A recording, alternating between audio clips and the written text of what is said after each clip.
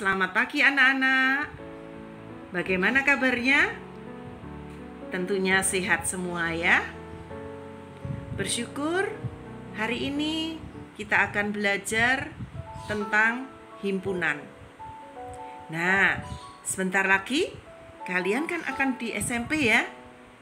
Tak terasa ya. Nah, untuk mengisi kekosongan kita mau belajar materi pelajaran di SMP, yaitu tentang himpunan. Pernahkah kalian pergi ke supermarket? Wah, tentunya pernah ya, bahkan sering mungkin ya. Nah, di situ pasti kalian menjumpai ada beberapa keranjang.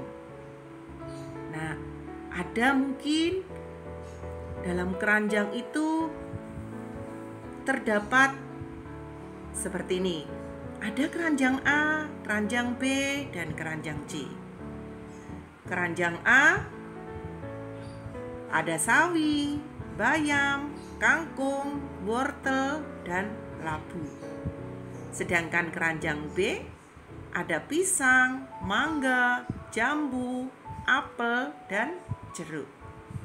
Ada juga keranjang C berisi robot-robotan, mobil-mobilan, dan boneka. Nah, setiap keranjang kalau kita perhatikan di sini itu ada tersendiri satu kelompok. Nah, contohnya A. A ini adalah himpunan sayuran. B, himpunan buah. Dan C, himpunan mainan. Jadi tiap keranjang ini terdiri dari himpunan sayuran karena di dalamnya memuat sayur-sayuran. Himpunan B dikatakan himpunan buah karena di dalamnya ada macam-macam buah. C, himpunan mainan. Di dalamnya ada berbagai macam mainan. Di B tidak ada sayuran, nggak ada yang digabung. Jadi ada tersendiri di tempatnya masing-masing. Nah, sekarang apa itu himpunan? Nah, himpunan itu adalah kumpulan objek-objek tertentu yang didefinisikan dengan jelas dan dianggap sebagai satu kesatuan. Ingat kata kuncinya, didefinisikan dengan jelas dan dianggap sebagai satu kesatuan. Contohnya tadi, ini adalah himpunan sayuran. Definisinya jelas, sayuran, dan di dalamnya isinya sayuran semua. Demikian juga B. Definisinya himpunan buah. Di dalamnya juga terdapat buah-buahan. Oke, selanjutnya contoh himpunan itu, contohnya ada himpunan hewan berkaki dua. Yo, bisa nyebutkan kan? Himpunan hewan berkaki dua. Berarti apa saja contohnya? Ya, ayam, bebek, burung. Nah, apakah cuma itu saja?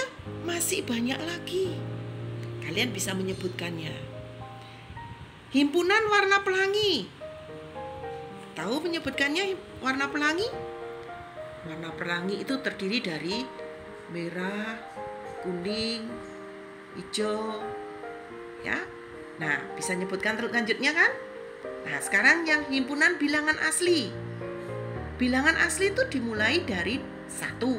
Berarti himpunan bilangan asli itu 1, 2, 3, 4, dan seterusnya. Himpunan bilangan prima dimulai dari 2. Kita harus tahu dulu bilangan prima itu apa. Bilangan yang mempunyai 2 faktor, yaitu faktor 1 dan bilangan itu sendiri. Himpunan sayuran. Nah, itu bisa dikatakan himpunan. Nah, apakah ada yang tidak bisa dikatakan suatu himpunan? Ada.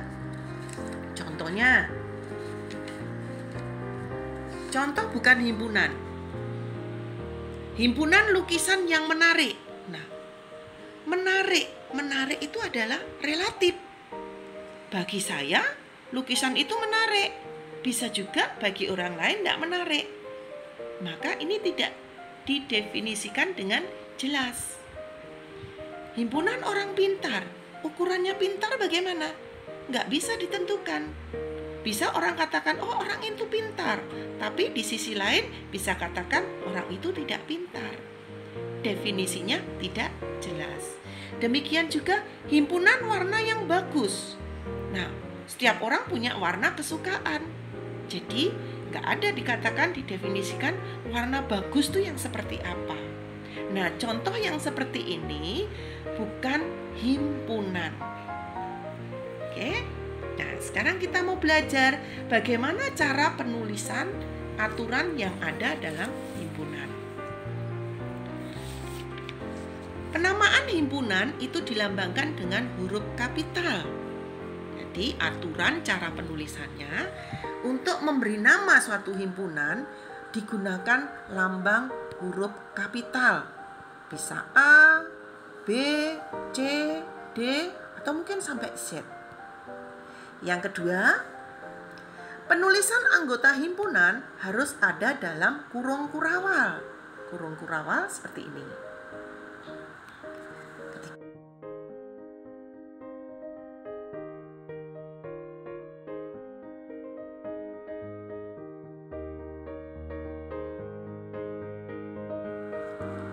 Untuk memisahkan satu anggota dengan anggota lainnya, kita pakai tanda koma. Jadi, ini untuk memisahkan anggota satu dengan yang lainnya. Notasi seperti tanda E itu dibaca anggota dari suatu himpunan. Tetapi kalau itu bukan suatu anggota dari himpunan tersebut, diberi tanda notasi seperti ini. E tapi dicoret.